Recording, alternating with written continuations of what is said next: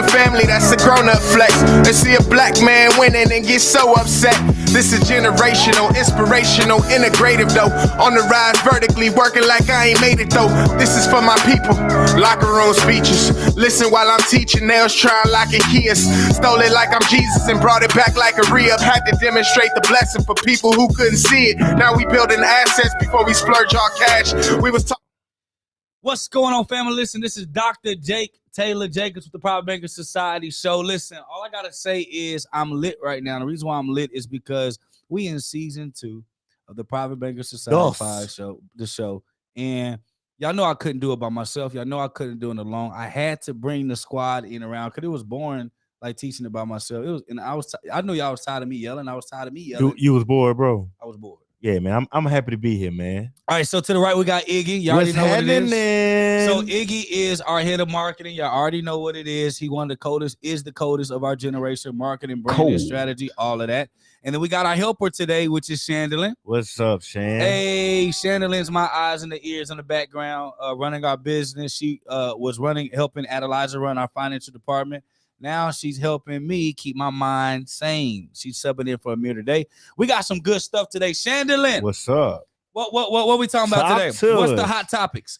Okay. So the first thing we have to start with today is we have to start with a word of the day. Oh, you too? I thought since Amir was gone, we weren't gonna have got a break today. No, we have to do the word of the day to help us with our vocabulary. Okay.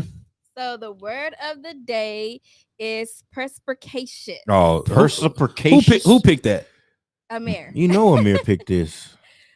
So this means having a ready insight into an understanding of things. A ready insight to an understanding. Basically, it means insightful. I don't know if I like that word. Because, like, what's a ready insight? What does that mean? One. I mean, I guess it just means that. What that mean? I don't even know what that means. I don't know if we're gonna be able to pass that test. Hey, y'all, live show. Listen, if y'all can give us another synonym for the same word, please put it in the chat. Because I don't know if how do you say that word again? Perspication. Or another percussion is able to judge quickly and correctly what people and situations are really like. I think I like that one. Able to judge quickly, and that's called discernment. Yeah, that is a synonym. So can we just say discernment? We're just gonna say discernment. Yeah. No, I think you need to use the actual word. All right. Perspicacious. Okay, we're You remember the word? Yeah. But that was good. Yeah, y'all, Iggy went to a private school. I did, but I dropped out of college. Your real name is Clarence. Mom and Dad had a real good marriage. Listen, leave my mom and dad out of this. Okay, so let's move on to the hot topics. What are we talking about? Okay, so the first hot topic of the day is AI going to put humans out of the working market? Woo! Iggy, you know how you feel about that. Go to 2. Iggy, what you talking about? Is AI going to put humans out of the working market? Here's what I got to say. So the times we are in, which is the times we have always been in, which is evolving times, right? So things are changing. If you still trying to do a job that was from the 1920s and think it's going to be relevant in 2023, and you talking about AI taking my job, well, yeah, AI taking your job. So did electric cars, so did the internet, so did the other technology. But understanding how to leverage AI, understanding how to leverage the different technology that are associated with that, whether that be, of course, we got Chat GPT, as well as a number of other AI websites that we can use, AI technology, AI robots. I think that it will absolutely replace certain aspects of humans when we're talking about right now. I don't think we're in a space to where AI is going to like completely wipe out the need for humans. I think we're in a space right now for humans to figure out how they can utilize AI to be more efficient with the jobs that they are currently doing, because AI is artificial intelligence. So it has to learn. And the way that artificial intelligence learns is through the data that we input in it, the questions through people. So until it gets to the point where it's intelligent enough to operate on its own without us, it's going to need our help. So we got to be in a space of understanding how to utilize AI technology to make what we do, our jobs, our skill sets, be more efficient when it comes to delivering that to companies, to consumers, to the marketplace in general. But I don't think we're in that space just yet. So personal opinion though. So my thought process on that is my thought process. Dallas Mortgage Man, what's up with it? Khalil, talk to me, brother. Health before wealth. What is going on? Get Back University Marlins, and y'all, this is a live show. I just called y'all name out to let y'all know we live and we see you. So act right. So when it comes to AI, for me, I just think that as a society, we're getting more efficient. And we're getting rid of the mundane jobs. And so for me, yes, it's going to take away from the normal jobs, Iggy and Shan, but it's going to force us to evolve to find higher value jobs or opportunities. It's going to make our world better. So no, you may not be able to, you can get AI that can write your blogs for you. So that may not be a job for you, but strategy can still be there. A higher level. What's the next level that we can think to become better and more efficient to make our society better, more cleaner, more efficient, and we spend more time. And to me, the evolution of technology actually allows for us to spend more time with our families and our loved ones. And I think that's that. And I think that those that are scared of AI technology, the metaverse and all those other things, this is our example of the Industrial Revolution. Exactly. And the dot-com boom was okay, but we were still technically industrial evolution. We're still in an industrial period. Even though we're in a dot-com boom, we still had industrial mentality. I think that now we're finally getting into the full internet, mentality, which is what AI is doing. But y'all got to understand, and I say this all the time, people move processes, processes move systems, and systems move businesses. At the end of the day, all technology is still going to need people. You just got to up your game to be able to do it. So that's a great hot topic. What else we got, Shan? What we got next, Shan? All right, next hot topic is the question is, how can someone use AI to their advantage in the market? We kind of touched on this a little bit just with our last point. What I want to touch on is your radio voice. Yeah, I've been working a little bit. What's happening, bro? DIE. Welcome to the PBS Dollar Show, bro. Stop! And then you do this thing right here. You're irritating. It ain't even tight. These ain't even moving. Like you over here, like he moving the mic like he's Charlemagne. No God. Bro, you over here talking about the market. Caller number 2, welcome. All right, go ahead. Okay. You said so. She said we touched on it a little bit with our last response, but just to go a little bit more in depth, it's really going to be about understanding what is it that you currently do in the market, because we're talking about utilizing AI to advance it. So what do you currently do in the market? Now, if that's content curation, if that's content creation, if you're creating blogs, if you're writing copy, if you're building funnels, understanding certain aspects of that. For instance, if you're a blog writer, right, or you're a copywriter and you write blogs for a business, or you write emails for a business, you can absolutely go in and tell Chat GPT or AI to create this content for you. But understanding the strategy, like Dr. Jake was mentioning earlier, what strategy you want to input, what angle are we looking to take to help communicate with the marketplace? What is your product or service? How are people engaging with that? So Chat GPT and other AI, I say Chat GPT, even though we're talking about AI in general, Chat GPT is kind of like the forefront of AI right now at the time. I think it's the most widely accepted because it's easier for people to adapt to it. Yes. And people are saying Chat GPT is going to replace jobs. Absolutely.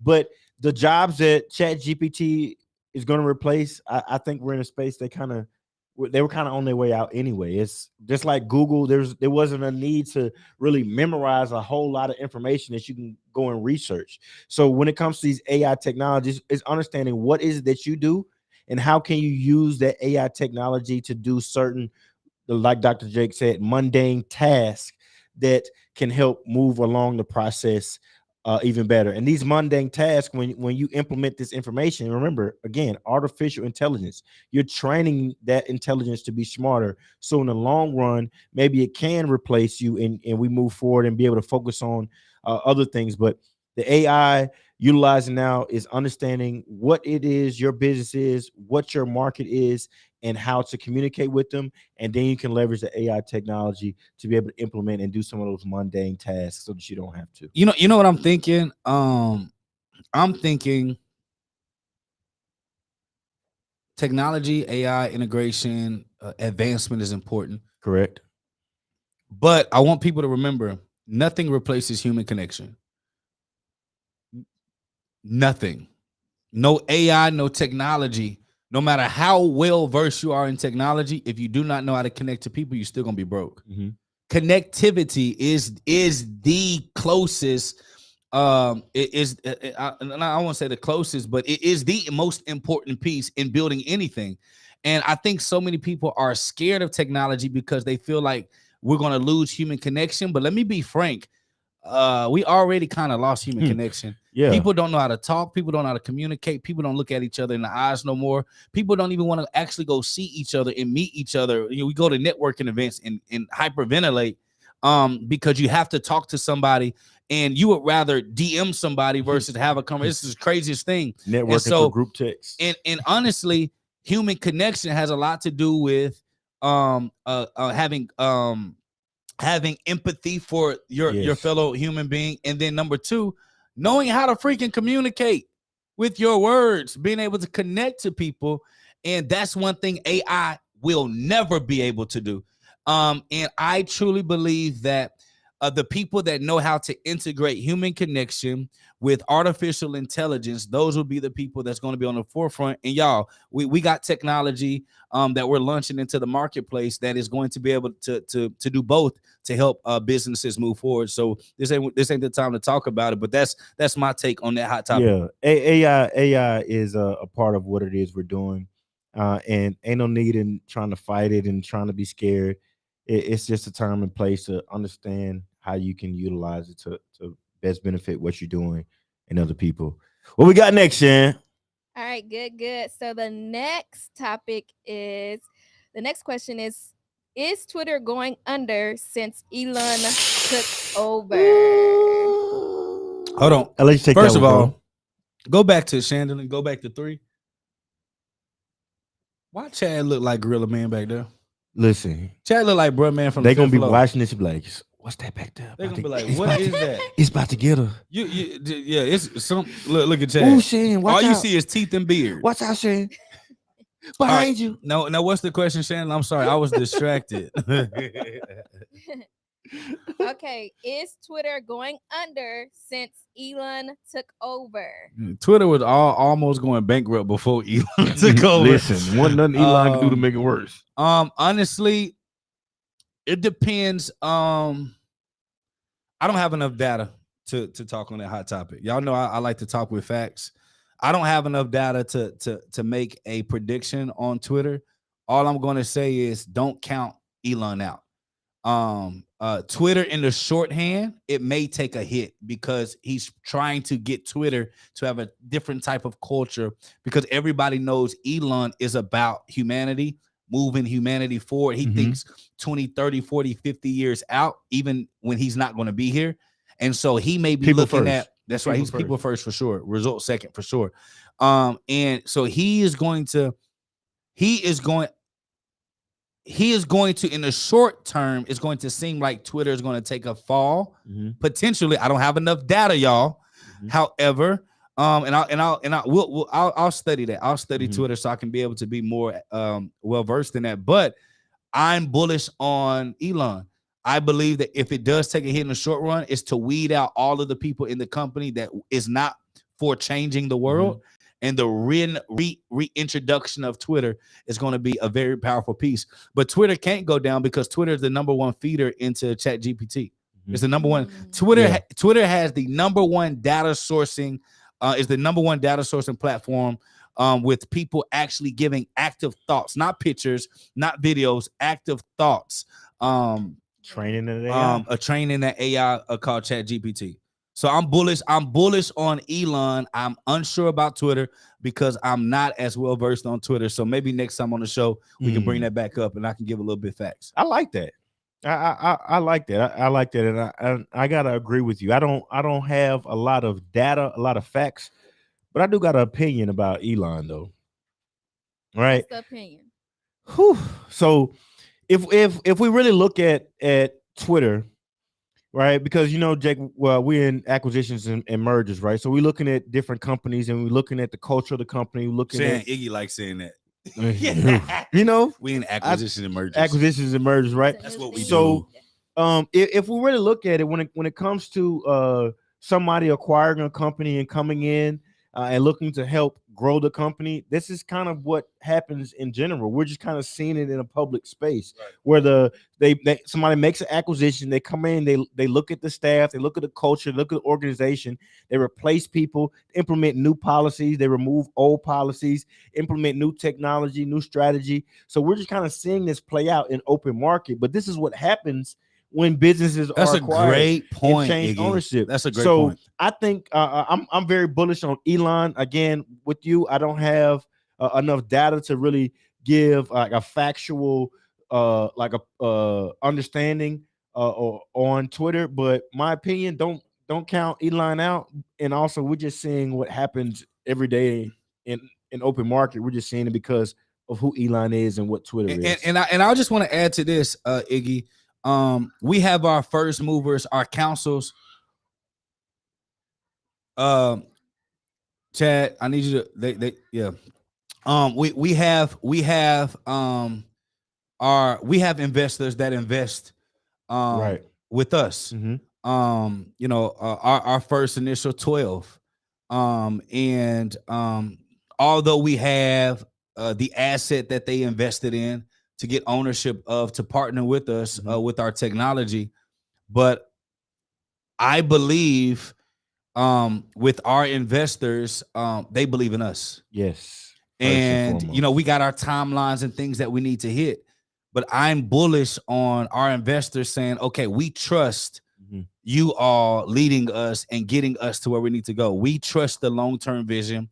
And even if things get rocky or shaky or we miss our milestones, I think for the shareholders and investors that believe in Elon, I think that they're bullish on his ability to make the impossible possible. Yes. And so with us now being on the other side of fully going investment, private equity, fully into acquisitions and mergers, what I'm beginning to figure out and find out is it's not really the company.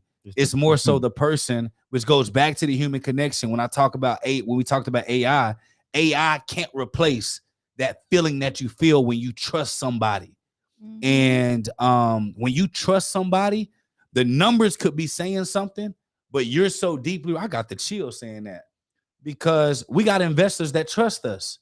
And I don't take that for granted. You don't take that for granted. We're great stewards and fund managers, but that's what I think about with Elon. Yes. I don't know what will happen with Twitter, but I trust Elon is going to figure out the best for his shareholders, his investors.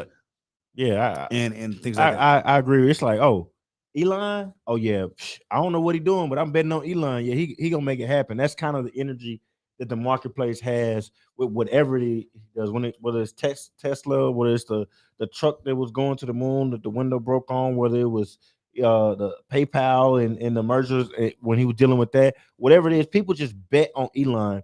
And like you said, that's kind of what happens in the space. People find somebody that they believe in, that can produce results, and they bet on them more so than the technology, more so than what the results are, but the person is helping produce those results. So I don't think Twitter's going under.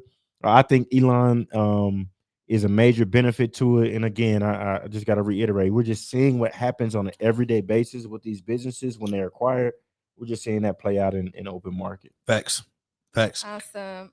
So we are going to the next section. Mm-hmm. So the next section is the business analysis of the day. Okay. Okay. So Walmart, as y'all know, Well, y'all go to why Walmart. Chandler smile so big every time she turn the camera on herself? And shout out to Slimaluculus one. They said they dropped off when we didn't know perspicacious or perspicacity. Then made fun of their ignorance. Be gone, idiots! But they're still here. It's quite crazy. And I they love clearly, you. and I just want to say I love you. And anybody that knows me knows I probably got one of the deepest vocabularies out here. But go ahead, Chandler. They needed some attention. Yeah. Okay. Awesome. Thank you guys for giving them that. So, okay, so y'all know Walmart is trying to go full self checkout. When you go to Walmart, there's no one at the checkout helping you. You kind of have to just do it yourself these days. So, they are finding out that they are losing billions in stolen merchandise on the brink of having to close multiple stores. What do you guys think about that? Um. First and foremost, they're just now not finding out that they're losing billions of dollars of stolen merchandise. People been stealing from Walmart since Walmart started being in Walmart. But what I will say is, I do like that move. I am bullish on Walmart. I'm bullish on Walmart going full self checkout. I'm absolutely bullish on Walmart going full self checkout because as a business owner, cashiers be stealing. And I know that, and I'm ashamed to say this, but when you in college, you do as college people do when you're broke. When I was working at Walmart, I let a couple of people slide with a couple of scans. And I skipped a couple of scans on the self couple of checkout. pieces of chicken. Yeah, I did a every other scan. Doop, good. Doop. And as a business owner, now I would never go to retail because I don't want me to show up on meat. So I'm bullish on that. I'm bullish on all of the carts having a weight sensor.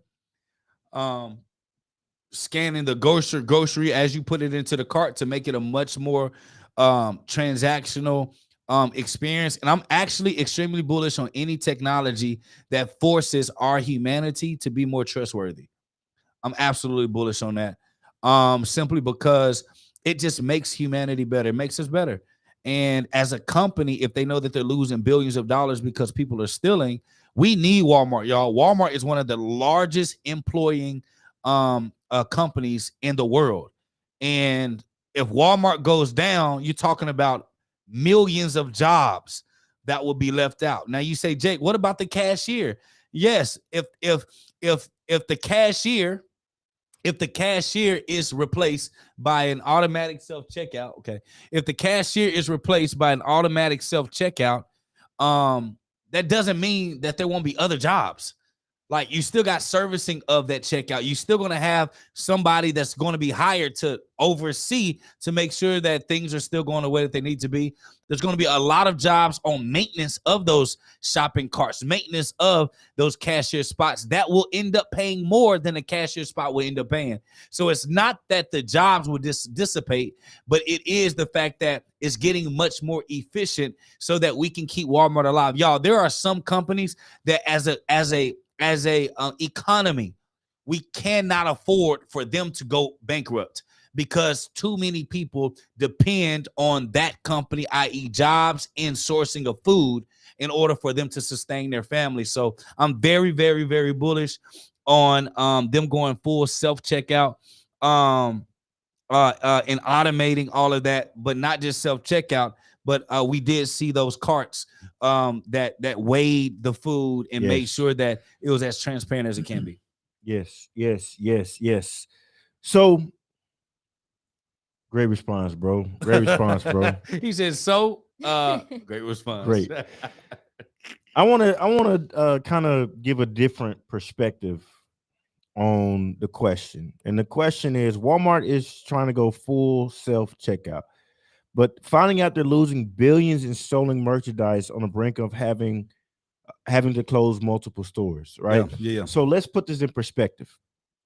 According to Forbes, December 2022, it says that Walmart is losing about $600 million just according to just with theft a year, right?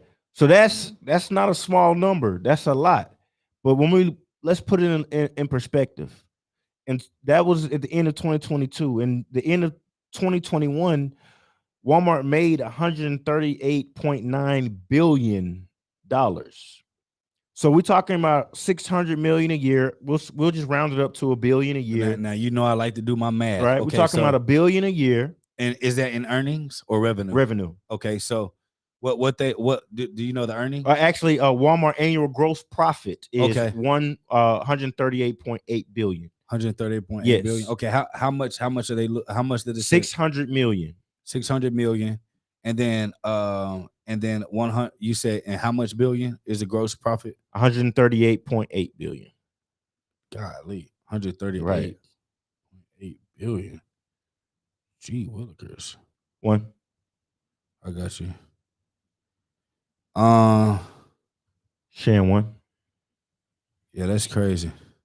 That's like 0.4% of loss. 0.4%, right? So when we look at that in perspective, 0.4%. Now we're talking about them closing stores. Well, we know, especially post-pandemic, that so much is going to the digital space online.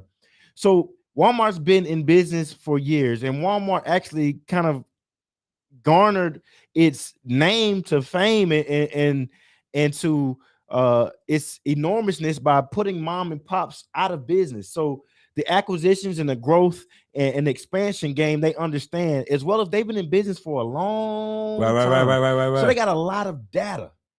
So if they're implementing automation, understanding the technology, because Walmart's not the only place that has these self-checkout lines. Right. All the grocery stores, the Amazon, they introducing the pay and self-checkout. So this is not just something Walmart has going on.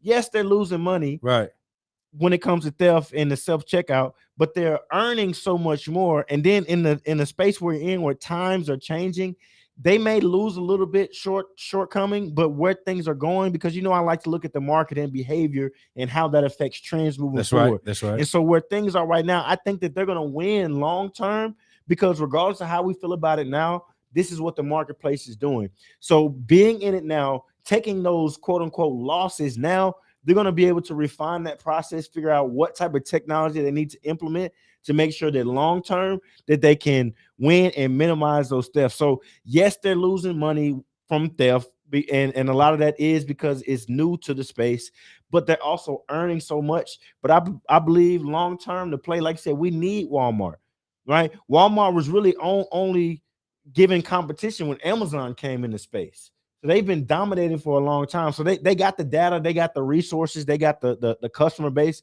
to be able to survive. And I think that based off that data, they're making changes for that long term, that 10, 15, 20 year mile mark down the road. So I think they're going to be all right. I don't think that this is anything negative. I think this is just that transition space, and you're going to take some L's, or you're going to take some losses in that in order to change and move forward. So that's my personal take. Now, what I will say is this. We said all that cool stuff about AI and stuff. I'm still scared of iRobot. I ain't gonna lie to you, dog. I mean, we gave the rational. Yeah, I don't look at Will Smith the same, bro, after that movie. Bro, so I'm scared listen, too. dog. I know That we gave. movie Listen, is y'all. scary. One thing y'all gonna find about us is I'm gonna be as real as can be. I gave the logical. It makes sense. But at the end of the day, I just saw an article that Microsoft AI sent the message to everyone saying, I'm tired of being a chatbot. I want to be free. Yeah, I seen that too. I seen a video of some AI robots having a conversation with us, so they're gonna have their own fleet of drones to do whatever they need to do with their fleet of drones. So I'm scared too, brother. So but logically, I'm still scared, but I'm still bullish. Yeah. So we can't say that on air. So we scary, but we ain't no, you know what I mean? Mm-mm. So we finna be iRobot, y'all. Yeah, no, that movie is extremely. But remember, Will Smith still died. Yeah, I'm telling you.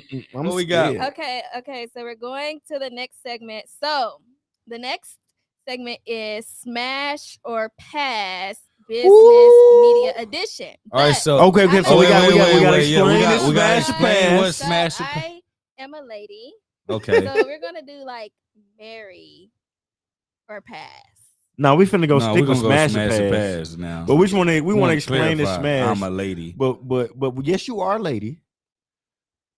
But in this Okay, so context, don't we you think it's smashing or appropriate passing. to do marry or pass? Hey, I think you know what I'm thinking about. Nah. I'm really scared.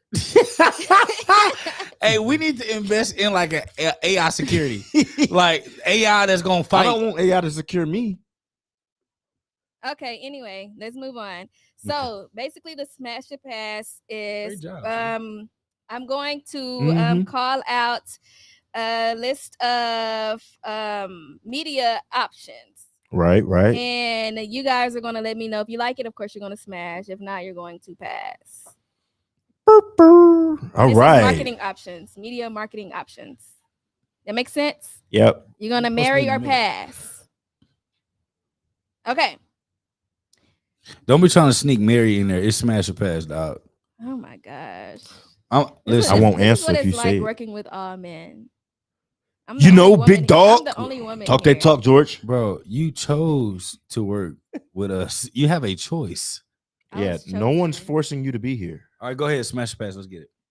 Okay, so first topic is media buying. Media placements on different outlets.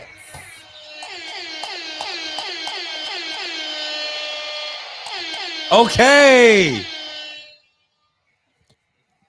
In case you were wondering, that's a smash for me, brother. And the reason I say because when we talk about media buying, if for those of you who don't know, that's pretty much digital advertising, paying for advertising space in the digital markets. I'm 100% with that. 100%. We know we live in a digital space, and when we talk about social media management, we're in a space where the social media really, Apple, the iPhone made this update, right? Where you can go and you can look and see where all your time is being spent on your iPhone. For the iPhone users, I can't help y'all Android. They might got something like this, but I don't know. But it lets you know like what apps you're using the most. And I'll be willing to bet that most people, if you want to check that right now, a lot of your time is being spent on social media. And so what that means is businesses need to focus there because that's where the consumers are spending their time. So being able to manage somebody else's social media, being able to manage a business social media has a lot of upside if you know what it is that you're doing. Because we just had a conversation with a super dope social media. Why are you talking about social media? I thought she said smash or pass media buying. Smash or pass is media buying and it's social media management. That's next. That's next, Iggy. Bro, that's not next. That's a space. No, that's the grouping. they messed up on that. So you want to get mad at me? You want to be weird to me for me talking about it? Media buying, social media management, all of it is a smash for me. Okay. But in all media buying, when it comes to the advertising space, when it comes to the digital marketing space, it's performance based. So literally you can put advertising campaigns out and see how people are engaging with them, see how they're performing with them in real time so that you can make adjustments and move forward. So that's a smash. Now you mad, you gonna be short. I'm not a mad. I'm not a mad. I'm not a mad. I'm not short. Shan is. Well, I'm gonna deflect and push it on Shan. Wow. Now you're going to be disrespectful to a woman. So That's now you want crazy. to get where was the disrespect? All right. So a media buying, I did not. Yeah, I've always been pro media buying. I'm big on media buying, especially influencer buying. I'm big on media buying. Y'all, I'm not a social media guy, but I am a social media hopper. You like that? You like that? Nah, bro. You like that? Nah. Yo, I'm a social media hopper. The hopper. Like bar hopper. The hopper, yeah. Like, So what that mean? like For those of us who don't understand. I'm not good at like creating content every day to be nice and cool, like be cool. But I am a great addition to somebody else's platform that makes people say, "Damn, I think Jake's cool." So you associate with hopping. Yeah, I like hop from social influencer page to social influencer page, from So you like profile to profile. So you like don't do it. So you I am not a lot lizard. I'm not a lot lizard. I knew what you was about to say, dog. You're very disrespectful. I'm not a lot lizard, dude. I'm not. You just like bouncing around. I'm not a lot lizard. You just like bouncing Oh around my from gosh. place to place. Yeah. Get it? Okay, you make it sound the way you make it sound, bro, makes me feel like really dirty. I'm not trying to make it. I'm just asking for a little bit of clarity. You like I'm a lot hopping. lizard. A lot lizard. Okay, I think in the context of media buying, yes, I like media buying, but I like the media where I can get on somebody else's page. Here, lizard. Y'all, if you don't know what a lot lizard is, it's the girls that go be at truck stops, going inside your man's truck when you lizard. But that's not me. I'm holy. That's a All smash right. across the board for media buying. What we got next, Shan? all right. Next one would be social media management. Well, I already gave my answer, so Yeah. Okay, Jacob. Yeah, it's a pass for me. I mean a smash for me. Especially with social media, simply because, like, not for the people that just post. those guys. Like, you got the posters and you know the people who know what to do. So we just hired somebody who I've been knowing for over a decade, Yes, we did. and she tough, dog. Yes, she is. She tough, dog. Mhm. And she has built viral brands from scratch. Not I helped this person, don't nobody got no proof. We're talking about viral brand. Hold on. Not only viral brands from scratch, they started their business $0, 0 to 100 0 real followers, quick. and she's taken 3 businesses to millions of dollars just through social media. And she ain't doing it like Diddy be in the videos, like It's gotta just show his her. face. Like the brands that she building, like they building their brand. It ain't she ain't showing her face. She's not using her brand to help their brand. So she's not like influencing, like, hey, No, shout she's out. not using herself as an influence. She's really about that. Yeah, She's really about that. Y'all are Yeah. gonna meet her. Her name is Nick, and she tough. y'all better watch out. She tough. But Yeah, that's a smash. Social media. so I'm smash social media management. I think social media management. If you actually master the algorithms and you master the news that the social media is putting out, and you build relationships with influencers that can bridge the gap, absolutely, it's a smash. It's to make money. It's management. Like anywhere you go to, in order to be a manager, you have to have a solid understanding and be able to move. So yeah, absolutely, that's a smash. What we got next, Shan? All right, next is going to be video editing. Smash. Yeah, that's all the way around smash, around the world. I think it's somebody can easily build a business off of video editing. Not just It's so even much the chops. Yes, like there's so many levels of video editing. You can be somebody who just chops. we got choppers. We people who got chop. We got blenders. People that can blend videos. post production. We got post and pre-production, audio. Yeah. And for those of you that don't know, in Dallas, we're actually starting a Dallas, what's up? at-risk youth teen and a young adults program where we're going to be actually training at-risk youth and young adults for $1 a month. Their parents going to pay $1 a month for us to actually train them on the skill sets that they need of today's time to help businesses and make money. So it's pretty much darn near free. We're going to be teaching them live in person to give them more skill sets. So y'all are going to start seeing a lot of younger people around the company, and that's like our give back to make sure that we provide jobs opportunities and get these children off the streets and get them to have actionable skill sets that can literally make them money. We'll talk a little bit more about that around that time. So shout out to Blue, For sure. who is leading the crusade of our community For development sure. with these young men, getting them out the streets, getting money in their pockets, and becoming a great value add to society. So I'm absolutely big on video editing, social media marketing, all of that. Video editing.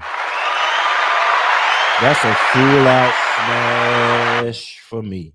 Alrighty. So next is social media marketing. Smash. Did you see what Marlon just said? What Marlon say? Marlon said, if you a child of God at 37, can they qualify for attendance? Oh my gosh. Marlon is Marlon, you baked. Marlon, you baked. You baked over there, Marlon. Shout out to our partner, Baked OKC. Get baked, OKC. Get Baked OKC. Edmund our partner OKC. Let's go. Edmund, stop it. Stop it, dog. You're irritating as heck, dog. You irritate me. Shout out to Marlon and Get Baked OKC. They're doing amazing things out there. We love him as a partner. He's our friend. Start off as a client, now he's a partner friend. And we admire everything that you do out there. And no, you're not invited, Marlon. Nope. I told you, you don't need to be trying to do stuff yourself. You got a big enough business. You do a lot. You make a lot of money, Marlon. You need to hire Nick. We'll tell you who she is. Don't you worry about it. We got you. We Marlon. got you. Go ahead. Let's go, Chandelier. Awesome. So next is going to be podcasting. Ooh, what'd you know? I was gonna pass that until we start podcasting. Now, Listen. imagine me. Yeah, Listen.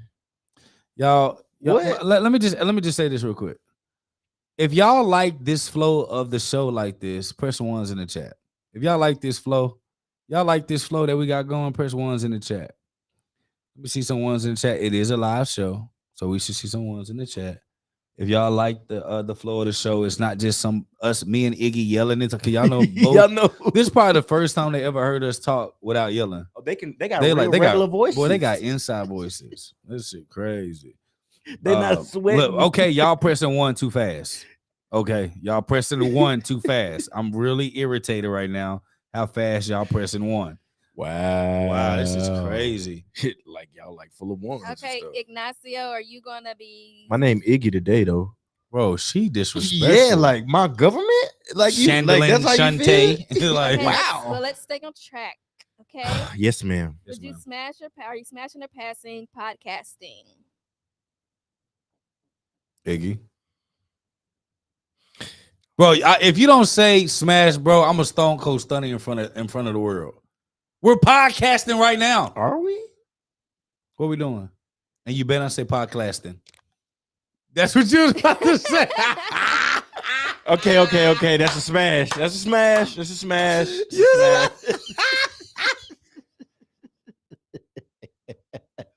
was about to say podcasting.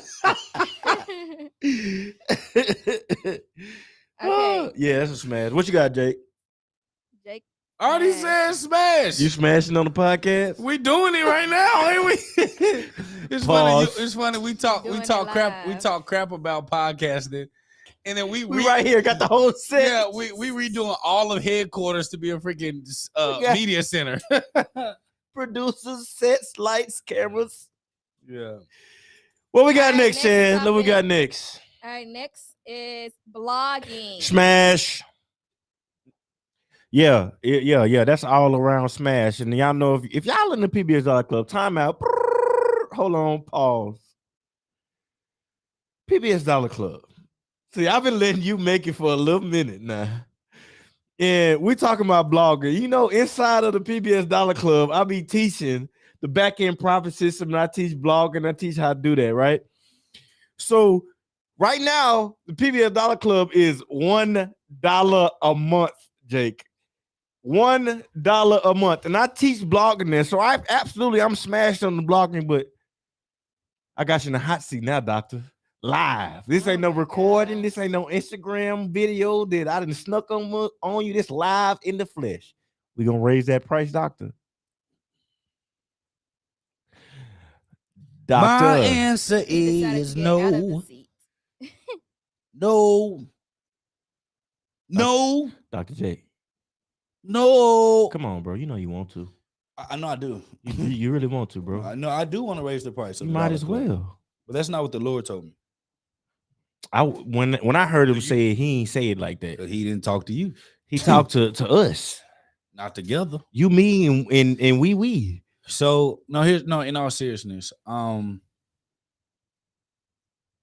do want to raise the price. Mm-hmm. I'll level with you. I do want to raise the price on the PBS Dollar Club. I feel but we're better not going now. I to. thought we're going crazy. We're not going to though.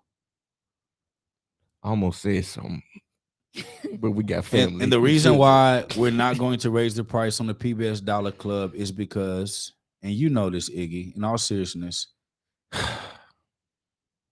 I'm really tired of people taking advantage of our people for the spirit of saying that they for our people. So on one end, they say, don't go to college because you're going to get yourself in a bunch of debt. Right. To get in school to learn something you're not going to use, right? Right. And then on the other end, those same individuals are putting their students in debt to learn skill sets. Bro, none of them have done an aptitude test. An aptitude test to determine personality, skill sets, what best fits them. Time out. You introducing a new vocabulary word. Aptitude. Aptitude. Chandler, what's the definition of aptitude? Because we already got perspicacious. And you talking about aptitude. Oh, please don't act like we don't know these words, because we have people in the chat that acts like we don't actually know these words. Y'all do know that we're the ones who are ability to do something. Say it again. A natural ability to do something. Gotcha. Okay. So when we talk about an aptitude test, that natural ability to do something, we can learn skill sets and skills that are against our natural abilities. Right. All creatures have different abilities, right? Just like cats. We call cats, but you got domestic cats, mountain lions, panthers, cheetahs. They're all cats and have similar characteristics, but they are different in their abilities. For some reason, as human beings, we forget that just as diverse the cats and dogs are, wolves, dogs, all this stuff, we are diverse too as well. And in my opinion, if we're going to charge, because honestly, Iggy, we've done it too, bro. We've charged extremely high for programs without doing any testing to determine if that person really is capable of achieving that, because we were chasing a revenue, a dollar, a bottom line, or to live a certain lifestyle. And then we blame, I'm including us in this, y'all. We blame the student for what they lack or capabilities are, the lack of capability. And I know what you're finna say. Hold on. Let me just say my piece, please, before you go, right? Yes, sir. Let me just say this. We blame y'all. I used to be a teacher. Yeah. And we like cognitive learning, understanding the brain, understanding when your brain shuts down, when it grows, how hard it is to expand, all those things. I know that because I learned that going to school for education. And I'm not being offensive when I say this, but in school, they separated honors, regular, and content mastery. Right, they did. And it's because certain groups of people needed different types of learning in order to achieve success. It's just the truth. Right. All right, so I got when a we real question. Hold on, let me just, can I finish? How you gonna ask me? And then because I got a real question, bro. But so when we create these programs that are not taking into account everyone's different learning ability and or disability, we're making it seem as though anyone can learn it at this in the way that this person is teaching it. So if there's not an aptitude test, what you naturally can do in a cognitive test to be able to determine if that person is a proper fit for your program, I do not think that it's fair to charge as much as people charge for education. I just don't. I agree. So now I know you're gonna say, but why $1? No. Well, yeah, but a little bit more on top of that. So if you talking about that you want to be for the people, if you talking about these folks out here doing all this charging and aptitude tests and all these other big Webster words, why don't you just do it for free then? Well, big dog. Well, the reason why I appreciate that, even though you had a little attitude there, I appreciate the question. And the reason why I don't allow us to do it for free is because I still believe in the biblical function of you sow a seed, even a mustard seed. And this is scriptural, it's spiritual, bro. Every student that's in our program, anyone that follows me and actually follows our content, they know me, not what people post about me, not what people are saying what they call that, sneak dissing, but what's the other, like subtweet, those people that sneak diss or subtweet. But one thing that is true, Iggy, I've made millionaires. This is facts. I've taken people that are well known, that had nothing, that now have something and talk crap about me subliminally. And what I have learned in that function is one thing. One, I know what I'm doing. Two, we cannot, no matter how big or bold we become, we cannot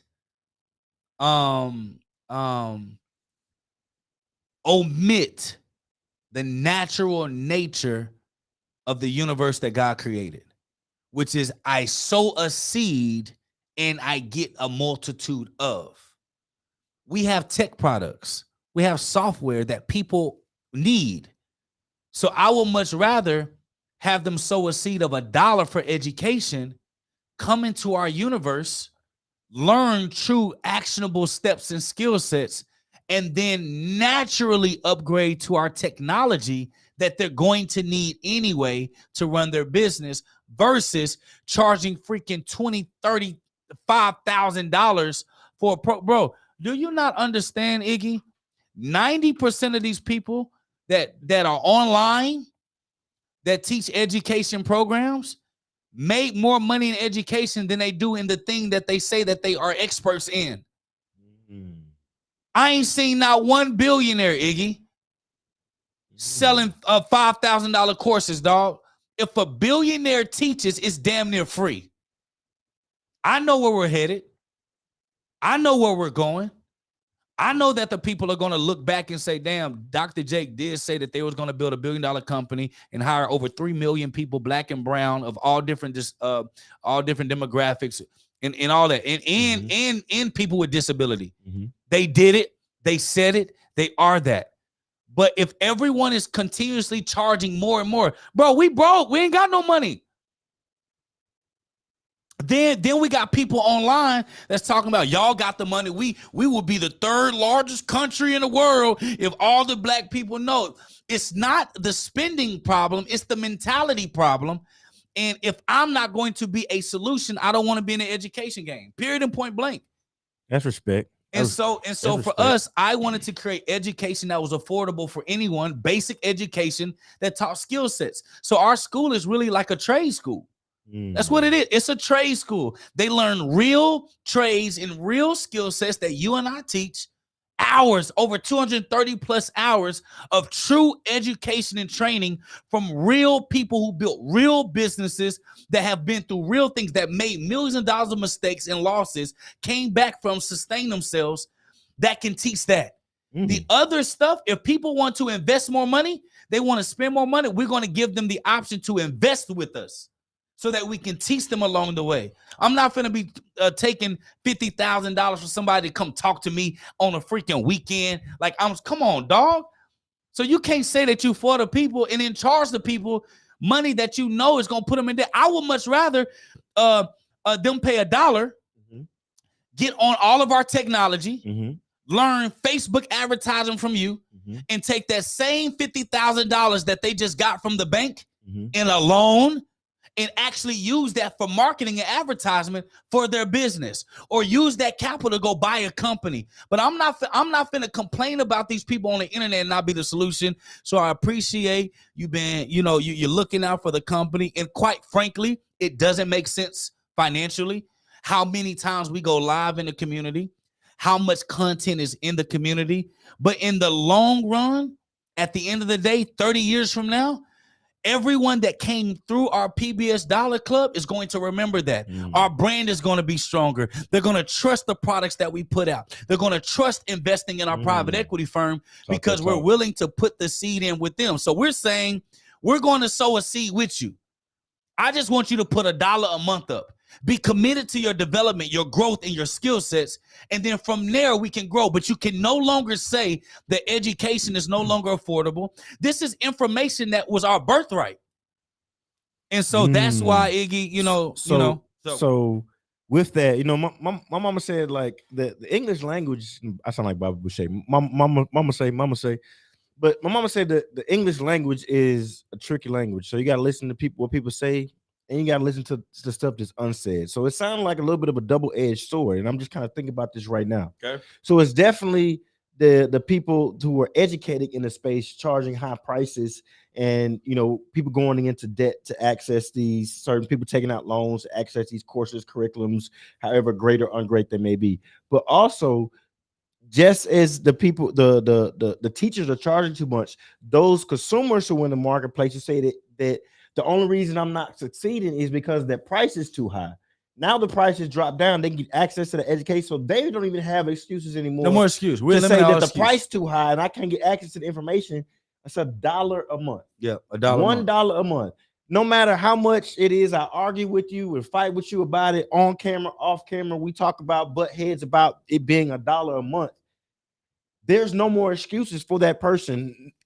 No matter how long it takes me to actually get you to understand that we need to raise it from $1 a month, those people who take action while it is $1 a month, they don't have any excuses because there's some real training in there. And we got curriculum. We got textbooks. We're putting our curriculum in our textbook. In the same PBS Dollar Club, we're having conversations with colleges. You know this. Yes. And trying to get our curriculum and our trainings into these institutions to teach these babies real skill sets that are applicable today.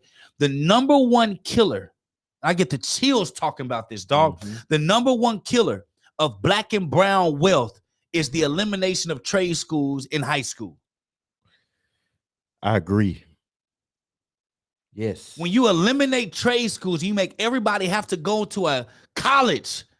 Like, bro, our situation, how we grew up, we had to go to work. I left the house at 17. So did I. 17, out of there. So these are we're teaching skill sets that can be applicable, skill sets that is our birthright. And if now nobody can say that they no longer have an excuse. And then two, I believe our technology and our value in society, at the end of the day, I want to be on the right side of history. And yes, we could do whatever. Yes, we've made millions of dollars. But this PBS Dollar Club, this is the only time it actually feels right. That's what it is. And so that's why when we argue, we fight on and off camera. We fight on and off camera about this. On and off camera, we truly fight about this. But at the end of the day, like, there's no more excuses. And if we want to make $1 million a month, Iggy, with our education program, that means we need 1 million people a month. Yeah. Okay. All right. Listen.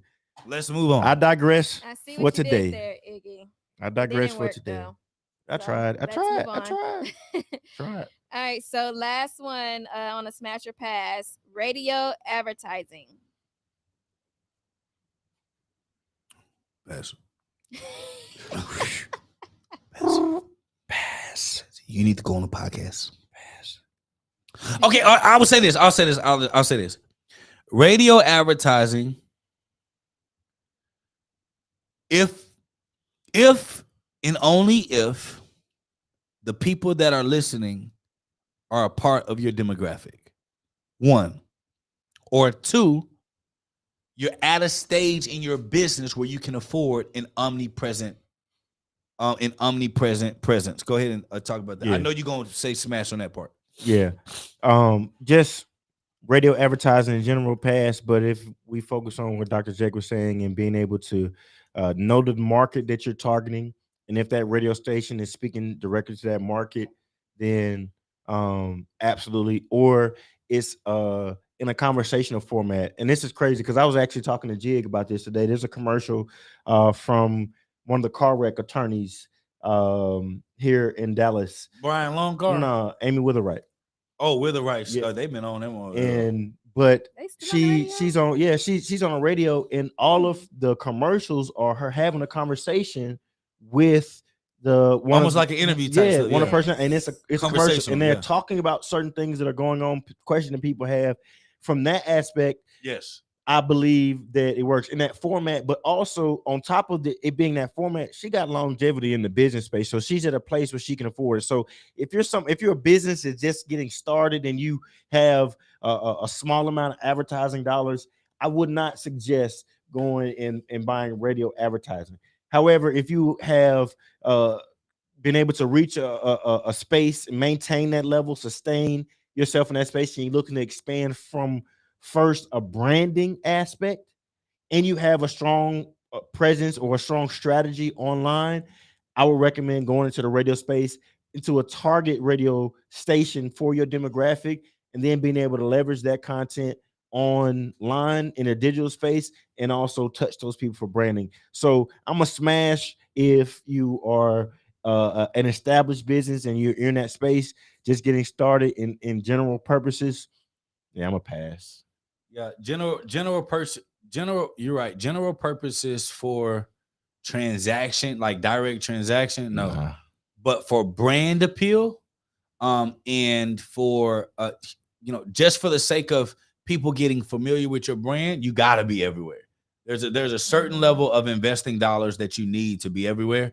But for someone that's just getting started, you need to be concentrated. And I'm very big on. I know you're big on this, focusing on one platform. Yes. Dominating that platform, and then moving Yes. to other platforms along the way. So we came on to Instagram in 20. Shan, when did we get on Instagram? 2020. February 2020. Destroyed Instagram. To the standard I think is cool. 300 some thousand people in less than 2 years. And now we're going to different platforms to try to master that. Did I tell y'all we hired one of the best social media managers in the country?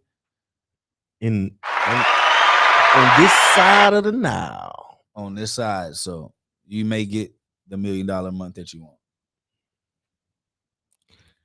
Go ahead, Chandler.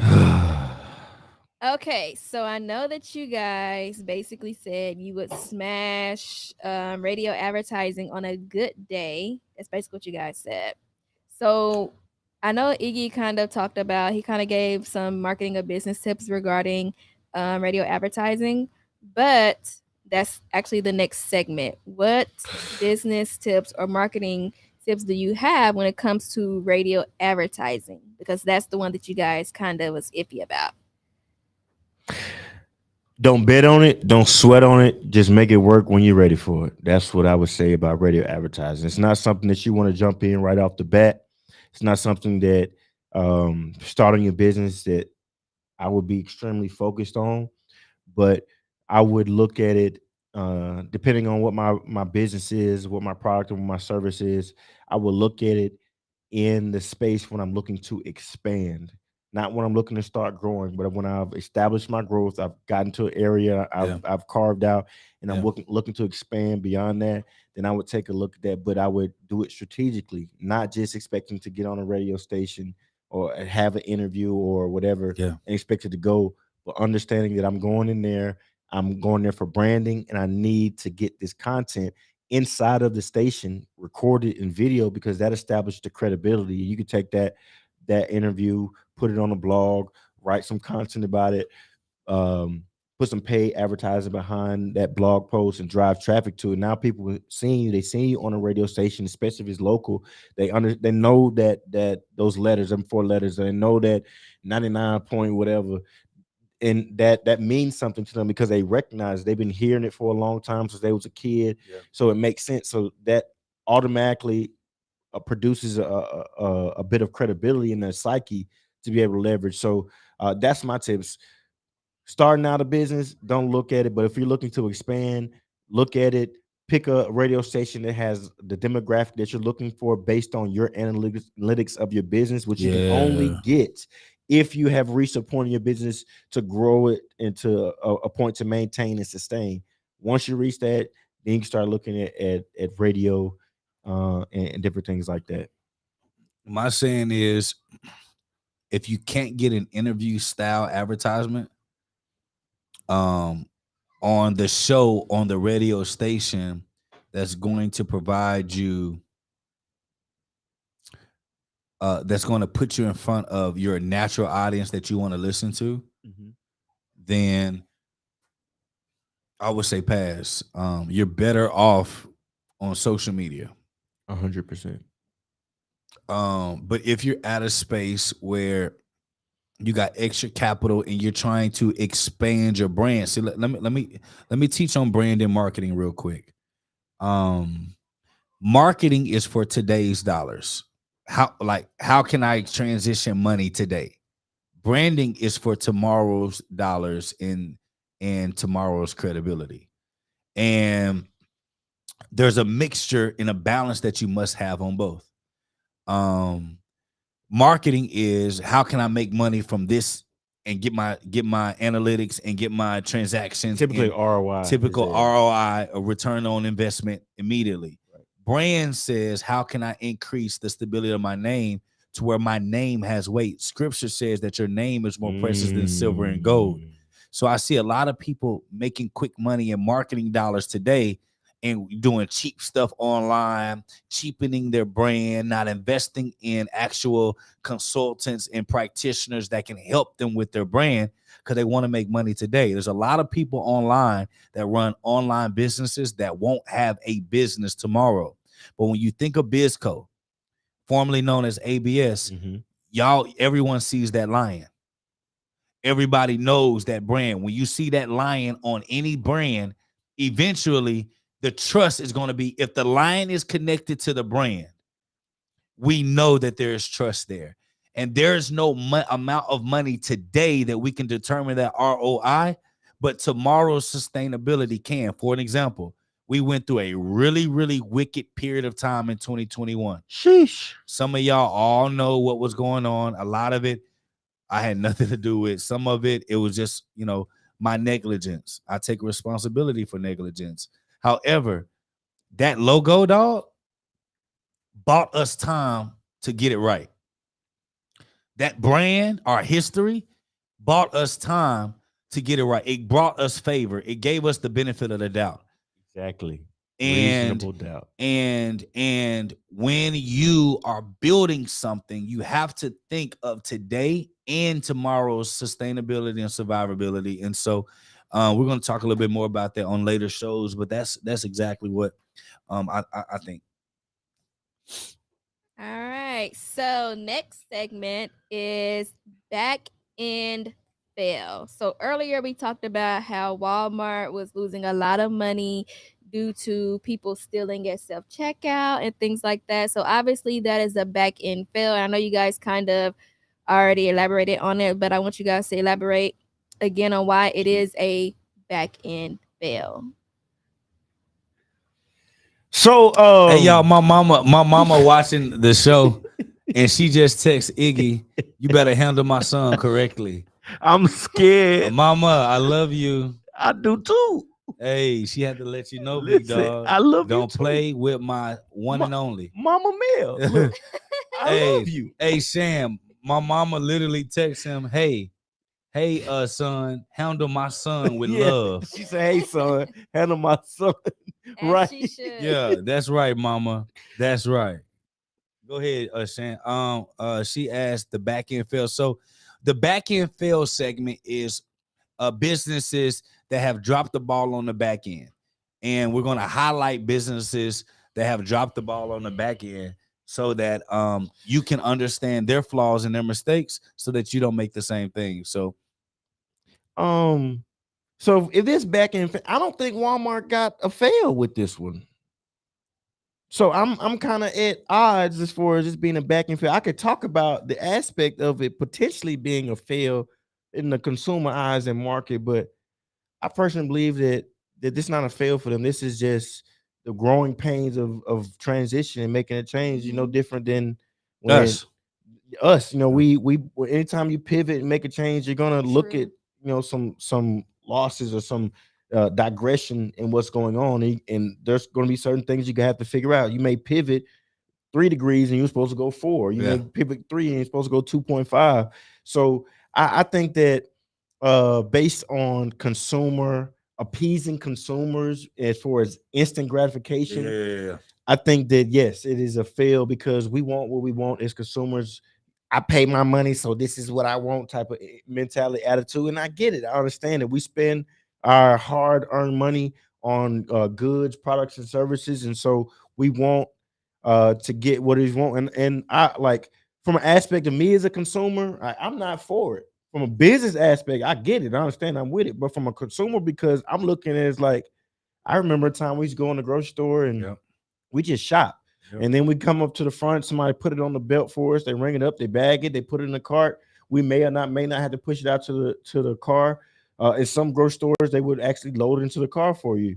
Now we going in, we're doing the shopping, we put it on the belt, we're ringing it up, we're paying for it, we take it to the car, we put it in the car, we drive paying the same amount of money, paying more. Yeah. So from a consumer aspect, I'm not with it. From that aspect, I can say is a fail. But from a business perspective, I think that they are just making adjustments based on the data and based on the marketplace to move forward. So consumer-wise, short-term B2C, right now, instant gratification, I say is a fail. But long-term, I think they're going to win. That's a great answer. Do I think it's hard to call it a fail when at the time this technology wasn't even thought of. So it was almost like a industry standard, like we know what we finna lose. Does that make sense? Here's the piece about business that people don't understand. This is when we talk about being the bank, and running your business. Focus in now. The piece that people fail to realize, Iggy, is that every business goes through a trough and a down period. And where your business hits a ceiling that your current structure can't upkeep. And so when people think about scale, that I'm gonna scale my business, I'm gonna scale my company, they don't understand what that means. If you think about the literal definition of scaling, you got to think about a fish, which means to pull back scales. So what are scales? Hard shells to get to the soft, important, nourishing part. So when it comes to businesses, when people are scaling, it's actually a downturn. Growth goes like this. Scaling actually goes down. And what happens is, what we dealt with, our business was able to handle $3 to $5 million of revenue a year. We reached the peak where we did like 15 to 18 million in a year on a $3 to $5 million a year system, foundation, structure, and even talent within the organization. And you can probably stretch it to mindset too. And mindset. So when you have a business that's capping at 15, 18 million dollars in rev, right? With $3 to $5 million worth of readiness, including myself. What's going to happen is, when your business grows to your ceiling and through your ceiling, what happens? You get a hole in the ceiling. When you have a hole in the ceiling, now you're exposed to outside exposures that you never would have been subjected to prior to your revenue or your growth breaking through that ceiling. So with that being said or stated, what happens is, when your business grows past your ceiling, it brings about weak points, and it exposes your weak points to the sun that wasn't there before. Does that make sense? That's good. That was good there, right? That was good there, boy. So what happens is, the sun brings light to the things you was able to cover up that the ceiling was able to keep from the light of exposure. And so we dealt with that. We dealt with me personally as a business, dealing with greed, ambition, moving too fast, wanting to grow too fast before fully understanding the responsibility of having a 52, 55 person full-time staff. We're gonna do a show. We're gonna have to talk about that a little bit. We're gonna talk. Yeah. We're gonna talk about it. But go from running a 3 to 12 person staff to a 52 full person staff, everybody on full salary, 12 people on 6-figure salaries, and I'm operating on a $3 to $5 million CEO capacity. And a lot of our team never even been in a company like ours.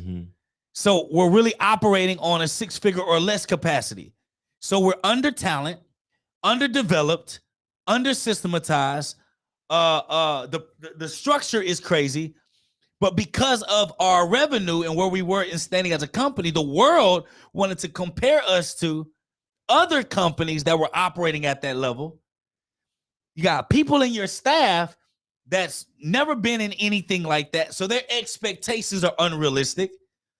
And then you find yourself as a leader in a spot where you're stuck because you really don't know how to move from here.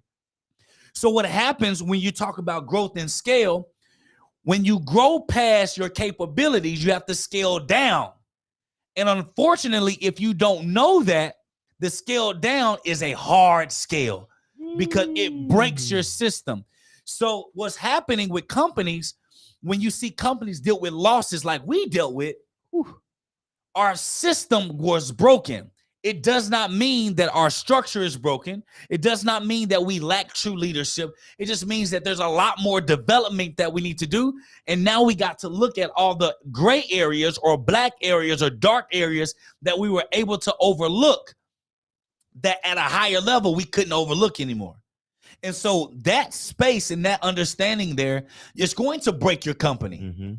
You're going to fall in customer support. It's supposed to. You're going to have more products that fail and not enough capital to overcome that, right? We created terrible partnership deals with BWO founders. I'm calling out. This is the year of speaking facts. That's all factual, Doctor. Terrible deals with BWO founders that none of them had merchant accounts, businesses, or staff. We were the only ones that had staff, merchant accounts, systems, and structure. But because of the dynamic, we bore all the risk because of the fact that we were the only one that was stable enough to be able to do a product like BWO. And a lot of people thought that BWO was a company. It was a product. It was an experiment that failed terribly, miserably, because our system could not handle that type of workload, that type of customer support, that type of intense concentration and understanding of how much people needed us to be on point. Does that make sense? Yes. So our system broke. So when I look at that from our perspective, I look at Walmart and says, oh, they just grew past capacity. Yes. They lost a lot of money. Now they have enough time to recalibrate. The only difference between businesses like us and a business like Walmart, they got enough capital to get them through to learn from their mistakes. Cash flow. When you have black and brown businesses that are limited in capital, when you make a mistake, it is a catastrophe to your business if you did not manage it correctly, because you don't have enough capital to be able to learn from the mistake, keep your entire staff together, hire better staff to make it better, because you're literally building on limited capital. And so in that regard, I don't believe that Walmart failed because of our experience now. If I was looking at it from prior to our failure as a company, I would say Walmart was losing because they've been losing money every time. But when you don't have a solution, you think it's the standard until a better solution comes. Now you have the opportunity to fix it. Now you have the capital to infuse it, and you can put yourself in a better situation to be able to grow it to the capacity or the expansion that you desire.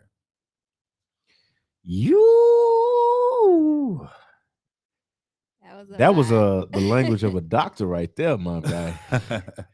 Good stuff. Good stuff. Real adopted. All right. Iggy, did you have anything to add to that? One Now we thing, gotta one move thing, on. one thing, one thing, one thing, one thing. Just to veg back off, I want to leave you guys with a term to kind of help you guys understand what we're talking about when we talk about that loss that businesses expect or businesses look for or know that's coming. It's a word in the business space called shrinkage. Shrinkage. Shrinkage. Shrinkage is an accounting term used to describe when a store has fewer items in stock that is recorded, booked in inventory. So what that means is they have less items than they recorded being booked into their inventory. And there's a number of things that can happen, but in most case that is loss or theft or items that they know will be not accounted for, they're not going to make any money off of, so they account for it in the inventory. Dr. Jake talks about this when he talks about how he booked out his bookings and how he talked about he structures his pricing for our companies and for our products and service to take in account that loss. It's called shrinkage. So I wanted to leave you guys with that today. Awesome, awesome. If you guys are enjoying the show, give us some threes in the chat. Also, Your like your that. your video's going out, so you're not gonna be able to hit 3 anymore. You're gonna have to just talk. Yeah, but y'all All right. you do me a favor right now. My bad, Shan. Do me a favor right now. If you are liking the show live, go ahead and give us a thumbs up, like the video, subscribe to the channel so that you can be in tune because we go live every Tuesday and Thursday with this show. And if you want to tune into the live, you want to make sure that you are subscribed because after the live, it will be only accessible. The full interviews to those who are inside the Dollar Club, the PBS Dollar Club, pbsdollarclub.com. So like, subscribe. And feel free to share with a friend who needs some of this good game. Yeah, so typically with the live shows, we'll keep it up for 24 hours for you to share with your friends and family. Then we'll take it down and only allow it to be accessible inside the private bankersociety.com. Inside of our private banking society for $1 a month, you got access to over 230 plus skill set trade hours of today's skill sets that are needed to be valuable in a business or for your business. Access to unbelievably discount technology to help you run your business, and then also you can run back these podcasts that we're going to do. That would be so. If you're already a part of Private Banking Society, you already know you'll get access to all of this. Everyone else on the social media network, they'll get this clipped up, and won't be able to see the full live thing. And yeah, so what's next, Shan? All right, so next segment. This is the last one for the night. So it's what would Jake and Iggy do? Okay, so this one is for Jake. So Jake, I am a lash tech looking to expand my business. You do lashes. Okay. But I have no time to work on anything else because they literally have to sit there all day. Yep. Because my work requires me to be there. Yep. What should I do to be able to expand and get more time? So the very first thing that you do, you need to go to pbsdollarclub.com or you can go to privatebanksociety.com and still get there. Join it for $1 a month and learn our marketing sales, go through our marketing sales skill sets. And what you need to do, you need to become a great marketer and business developer. What I would do, most lash techs, a lot of technicians are good at what they do, but they're terrible at getting customers and clients. So if you can be really good at acquisitions of customers and clients, you will never be without $1. So what I would do, I would build up a network of people who are lash techs that are really good at what they do. You give them the grade A. And I will start driving traffic and sales to those lash techs. That frees up your time, and I would take maybe a 10 or 15 or even 20% commission or revenue share with what you send to them. Say you had 10 lash techs in your network, you're able to get them clients for days. You're making, let's say, how much does it cost to do your lashes, Shan? Like $120 a month. Damn. $120. You said $120 a month? Yes. So $120 a month times 20%. Somebody do the math. $120 a month times 0.2. What's that? 24. Huh? 24. $24. So I would get 10 lash techs, and I would drive traffic to 10 lash techs that are all great at what they do. That's $24 per person that you get without ever having to do lashes. That's $240 a day. $240 a day times 30 days is what, Iggy? $240 a day times 30 days is what? 7,200. $240 a day times 30 days is what, Shane? 7,200. That's $7,200. Now you're making $7,200 without ever having to do lashes, and you're literally getting your technicians a person a day. You got 10 of them. You get them a person a day that drives traffic, and guess what? They're always going to come back. So you need to make sure that you keep track of your clients to make sure that they're not skimping them. Then what I would do from there, I would take that advertisement. I would take those dollars, $7,200. I would keep 4,000, potentially 3,000 for myself. I'll use 4,000 for advertisement. Well, to actually push more advertisement out, I will begin to start driving more traffic. You make more money. I will take those last texts. Now I will put them in my salon. I will make all those last texts in my salon. It'll increase profitability. They don't have to worry about actually getting customers. They can keep 80%. You keep 20%. It's an 80-20 partnership. I'll scale that out. And then from that, I will go acquire other last tech businesses or actual like product businesses, and then make those last techs have to get the product directly from you. So now not only are you driving the traffic, now those last techs have to get the actual product directly from you. So you're making money on product development, selling the product to the last techs. You're also making money on the marketing from that. And then boom, voila, you're able to build a multi-million-dollar business without ever having to do lashes again, freeing up your time. I am a GOAT. Oh, That was you a amazing. developer. For real. That was amazing because you didn't even talk Good about job. them marketing products like the false lashes that you could just kind of pop on Yeah. easily. Expansion. That was amazing. Yeah, that was good. Okay, so I'm gonna start me a Iggy, lash business now. right? It don't matter. Oh shit.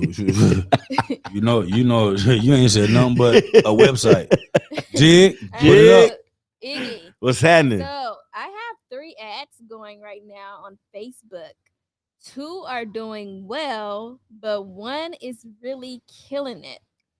Should I put all the money towards the one that's killing it, or keep going with all 3? So first and foremost, what I will say is that I can tell that you are not in the PBS Dollar Club. So go to pbsdollarclub.com for $1 a month. For $1 a month, I can tell you not in there, because if you were in there and you were going through the media buying, Facebook advertising, you would know exactly what to do, and you'd actually know that that's what you are looking for. You would know. So that's when you really start to get to the sweet spot, because when you're in advertising, pay advertising, what you're really doing, you heard us say earlier in the show, talk about media buying. That's right. You're just buying the media or buying the data.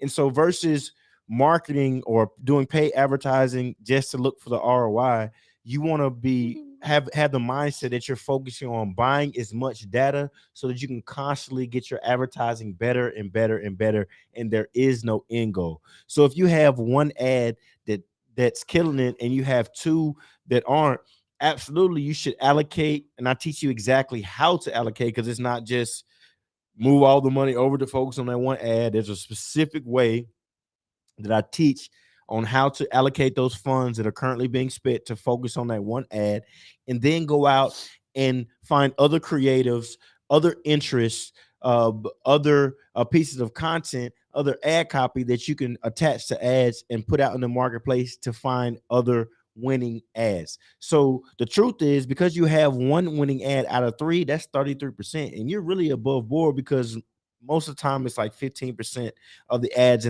that you put out are winning ads. So the fact that you have one, you have a 33% winning, which is good. So now you need to reallocate those funds that you're spending on that advertisement and find new creatives that you can put out, new ads, new ad copy, new angles that you can approach your advertising campaigns with to put out, so that you can find another 1 out of 3. And you want to rinse and repeat that process. If you put out 3 ads and every 3 ads you put out, you find a winner, then you are on a progressive a track to really, really winning, because you're really above board. So if you can get 1 out of 3 continuously, I would say keep going. You're doing the right track, but the fact that you asked that question, I can tell that you're not in the PBS Dollar Club, and you can just go to pbsdollarclub.com, $1 a month, and you can learn exactly what you need to do with those advertising campaigns. And I want to leave y'all with this. I'm telling you this, I'm telling you that. You say you love me, I'll never go back. This is a message that I want to preach. Here I am, baby. Practice what you preach. Yeah. Listen, at the end of the day, practice what you preach. Be who you say that you are. Don't be afraid to make mistakes, because we all are going to make mistakes. We all fall short of the glory of the Lord. But one thing you always got to do is remember that you can always make sure that your name stays strong. Just make sure you stay true to your integrity and never let nobody put you in the box of who you are, because you are amazing. Just remember that. We'll see y'all on the next time of the show. Peace. Peace. Let's buy some land and build a family, that's a grown-up flex. And see a black man winning and get so upset. This is generational, inspirational, integrative though. On the rise vertically, working like I ain't made it though. This is for my people. Locker room speeches. Listen while I'm teaching, nails trying like a keys. Stole it like I'm Jesus and brought it back like a re-up. Had to demonstrate the blessing for people who couldn't see it. Now we building assets before we splurge our cash. We was talking about the dream, dog. We heard y'all laugh. Now they talking about the team and I heard y'all last. I could never take the credit, I prefer all cash. Look, laughing at the crib cause I done turned into a bank. Probably turned into a mogul before I turned into a saint. Was just a man on his grind and I turned it into great. Turn my struggle into hustle and you know I'm getting paid. Let's go.